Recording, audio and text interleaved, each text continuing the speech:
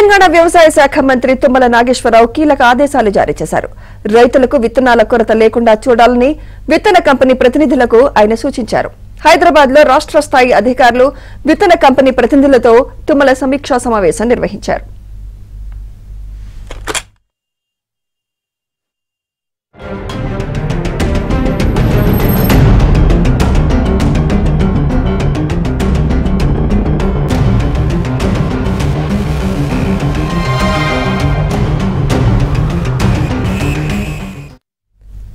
తెలంగాణ రాష్ట్రంలో 68,17,000 పత్తి విత్తన ప్యాకెట్లను అందుబాటులో ఉంచినట్టు మంత్రి తుమ్మల తెలిపారు. మిగతా విత్తనాల ప్యాకెట్లు జూన్ 5 నాటికి జిల్లాలకు చేరేలా చూడాలని అధికారులను తుమ్మల ఆదేశించారు. రైతులకు అవసరమైన పత్తి, జిలుగు, జనుము విత్తనాల సరఫరాకు ప్రత్యేక కౌంటర్లు ఏర్పాటు చేయాలని ఆయన సలహా ఇచ్చారు.